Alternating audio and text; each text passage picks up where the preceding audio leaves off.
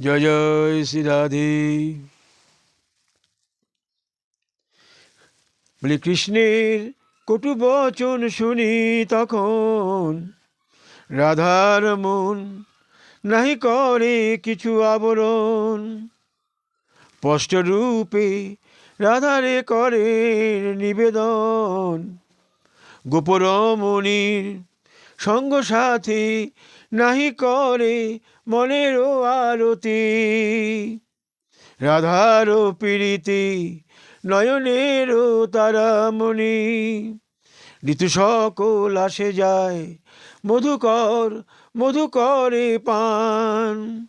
তথাপি আশা করে বসন্তেরই আগমন।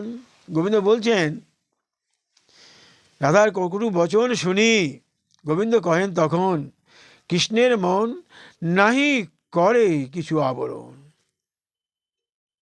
স্পষ্ট রূপে রাধারে করেন নিবেদন।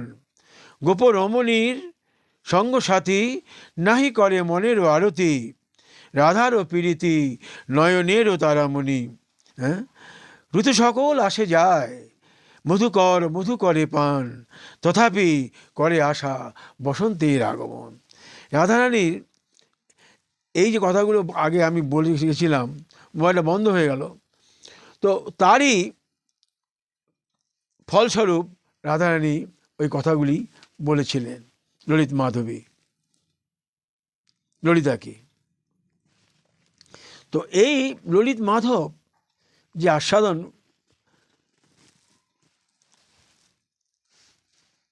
আমরা করছি বিভিন্ন ভক্তের রসের আধারে আপ্লুত। আমাদের আগে বহু মহৎগণ করেছে বিচরণ, কিন্তু জয়দেবের আগে কেউ ছিলেন না, উনি একা ছিলেন। তো এই ললিত মাধব। এরপরে দেখুন বিদগ্ধ মাধব রূপ গোস্বামী লিখলেন বিদগ্ধ মাধবে রূপ লিখছেন সখী ললিতে মদ্যে শুদ্ধ কথং বা পতিতি শৈল্য পরীক্ষা বিহানীন। একটা জায়গা কৃষ্ণ বলছেন যে আমি যে শুদ্ধ কি করতে হবে আমাকে বলো। রাধারানীর পক্ষে তো ওরা ললিতা ফলিতা রয়েছেন, বলছেন আমি কি করলে বোঝাবো যে আমি শুদ্ধ। তো ললিতা বলছেন পরীক্ষা সাপেক্ষ। তো কৃষ্ণ বলছেন বামে কামং কথ্যতাং পরীক্ষা মম বিষ্ণুজুরয়ং কৃত্রি সুভাষেন মিশা কলঙ্কি কৃত্যং সক্ষতে।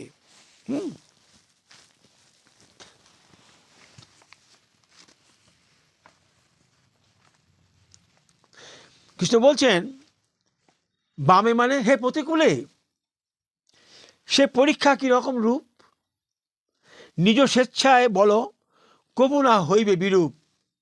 মোর নির্মল এই কীর্তিচন্দ্রকে যেমন মিথ্যা কলঙ্কের দ্বারা না হইবে কবি মলিন। বলছেন ললিতাকে যে আমার চরিত্র এত নির্মল, এ চন্দ্রসম, এ কলঙ্ক কবু না হইবে মলিন।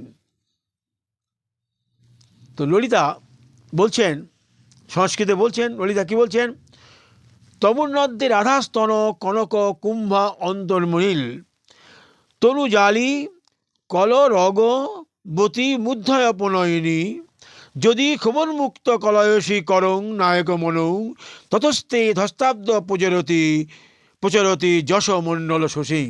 বলছেন ললিতা সমুন্নত শ্রী রাধার, এটা আমি বাংলা করে বলছি, সমুন্নত শ্রী রাধার স্তনরূপ কলস কুম্ভের অন্তর্গত। দেখুন সমুন্নত শ্রী রাধা স্তনরূপ কনক কুম্ভের অন্তর্গত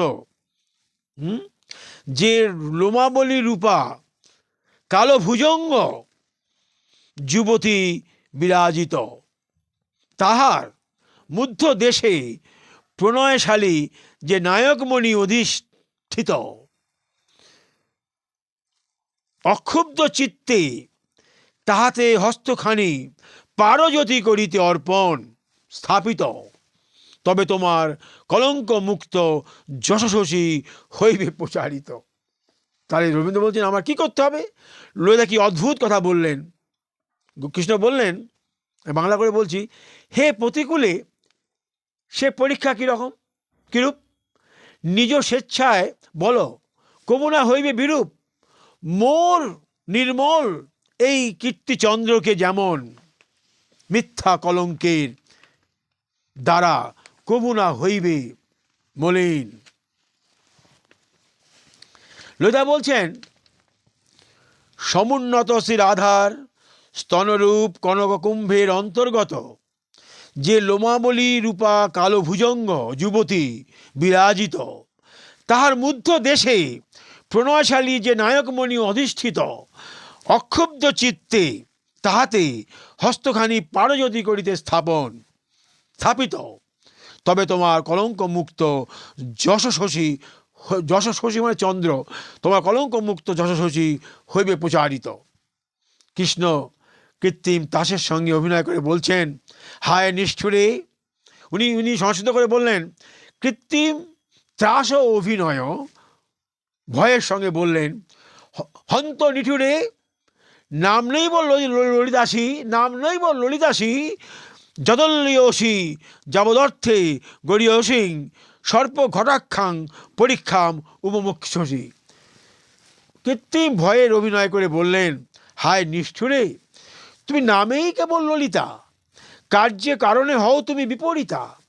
যেহেতু অল্প কার্য করিতে সমাধান, এরূপ গুরুতর সর্পঘট পরীক্ষা তুমি দিলে বিধান। এই যে তোমার, এরপরে আরও আছে।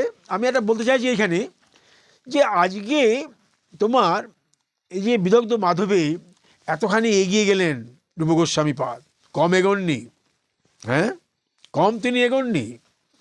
দেখুন কিরম এগিয়েছেন। জয়দেব যেমন এগিয়েছেন, উনিও কম এগোননি।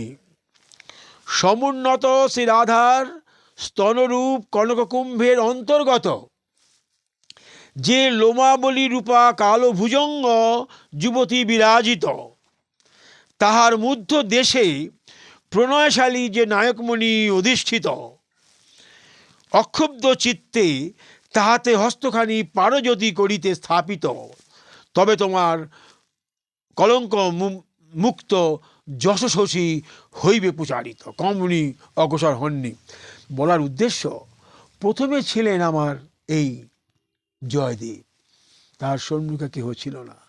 পরবর্তীকালে যতই আমি দেখি না কেন, প্রবন্ধ সরস্বতী, রূপ, কর্ণপুর, হ্যাঁ সনাতন, হ্যাঁ কৃষ্ণদাস কবিরাজ গোস্বামী, যতই দেখি না কেন, চৈতন্য মহাপ্রভু পর্যন্ত জয়দেবের আমি বলছি পাঠ করে গেছেন। তো এইগুলো হচ্ছেন জয়দেবের কীর্তি। তাই আমি বলি, মোবাইল বন্ধ হয়ে যাচ্ছে বারবার, আমি বলি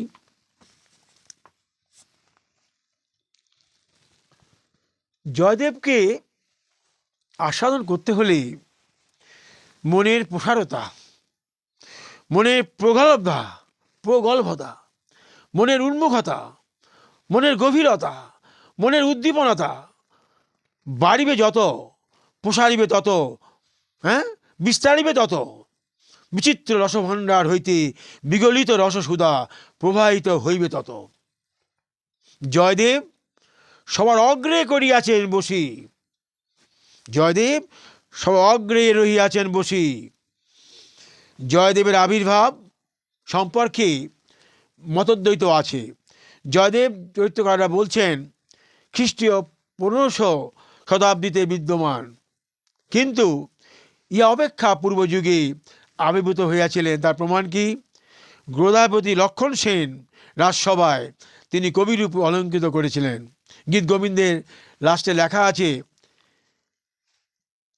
তথ লক্ষণ সেন নামক নিপতি সময়ে জয়দেবেশ্ব কবিরাজ প্রতিষ্ঠ। লক্ষণ সেনের সময়ে তিনি কবিরাজ ছিলেন, সভাপতি। দিল্লি মুসলমান অধিকারে যাইবার পূর্বে মাণিক্যচন্দ্রের আদেশে রচিত অলঙ্কার শেখর গ্রন্থে দেখা যায় জয়দেব উৎকল রাজ্যে সভাপতি ছিলেন উড়িষ্যায়। লক্ষণ সেন মহাসামন্ত বটু দাসের পুত্র শ্রীধর দাসের রচিত শক্তি কর্ণামৃতে দেখা যায় চৈতন্যদেব গীত গোবিন্দ পাঠ করে অধিক আনন্দ লাভ করতেন। ভক্তগণ সমক্ষে স্থানে স্থানে ব্যাখ্যা করেছেন এই চৈতন্যদেব গীত গোবিন্দের গ্রন্থখানি। তাহলে জয়দেব সবার অগ্রে যে মধুর রস উনি বিতরণ করেছেন, কারো কাছ থেকে উনি কিছু অনুপ্রেরণা পাননি।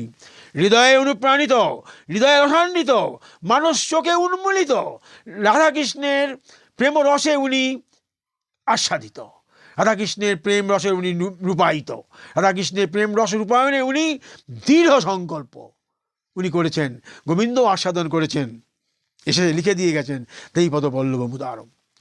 তো বৈষ্ণব সাহিত্যের প্রাচীনতম গ্রন্থ ভক্তমাল হইতে জানা যায় জয়দেব বৈরাগ্য গ্রহণ করে পুরী ধামে জগন্নাথ দেবের চরণ কমলে আশ্রয় গ্রহণ করেন। ভজন পথ করিতে অনুগমন, সাধন পথ করিতে অবলম্বন, মোদের নাহি কোনো চিন্তার কারণ, ধর্মহতের চরণ নির্দ্বিধায় কর রমণ, সিক্ত অভিষিক্ত অভিবন্দিত হও এখন। গ্রন্থ মাঝে করো বিচরণ, গ্রন্থ করো আস্বাদন, চিত্ত শোধিত হইবে তখন বারংবার করি নিবেদন, ইহা বই আর নাহি কোনো পথের নিদর্শন, গুরুচরণ দুটি ধরিয়া করো সর্বক্ষণ, হৃদয়ে রাখো সর্বক্ষণ, পুষ্পে পুষ্পে সুশোভিত হইবে দেহ অঙ্গন, মধুর রসাস্বাদনে ভরিবে জীবন, এই তো সাধন, এই তো ভজন, কহি এখন।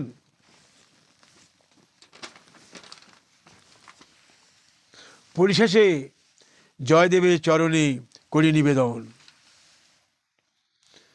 তব চরণ সুধা করি অঞ্জন, তব চরণ সুধা করি অঞ্জন, কুঞ্জে কুঞ্জে গাহিব আমি তব গীত রতন। বলি রাধা রস সুধা, রাধা রস সুধা নিধি চরণ ধন, মধুকর রূপে করিব আস্বাদন। বলি কৃষ্ণ কৃপা বরশিবে যখন, লীলা সুখে থাকিব মগন। তো জয়দেবের কথা কিছু বললাম, দুঃখের কারণ মাঝখানে মোবাইলটা বন্ধ হয়ে গেল, কী কারণ জানি না। যাই হোক, আমি দুটো ভাগে আস্বাদন করলাম। সবসময় মনে রাখতে হবে আমরা এখন কত সুযোগে আমরা ভ্রমণ করছি। সামনে কত মহৎগণ তাদের হৃদয় চরিত্র করেছেন আস্বাদন, গ্রন্থ মাঝে করি বিচরণ, হয়েছে মনের রসাস্বাদন। করছি আমরা বিহার মনের মতন, ভজন পথে করছি রমণ, করছি আহার, বিহার করেছি আমি আমার মনের মতন, করছি বিহার, করছি প্রসার। এই যে পাচ্ছি আমরা করতে, সম্মুখে দেখছি আমাদের মহৎগণের চরণ। কিন্তু জয়দেব গোস্বামী একক অধিপতি তখন, এটাই আমার বলার উদ্দেশ্য। কবি জয়দেবের তুলনা নাই কখন, নাহি তুলনা কখন, তার রসামৃতে নাহি তুলনা কখন, তার ছন্দায়নে নাহি কোনো তুলনা তখন। করি আস্বাদন, প্রণাম করি আমি শ্রী জয়দেবের চরণ, আজই আমি ইহা রাখি এখন। জয় জয় শ্রী রাধেশ্যাম।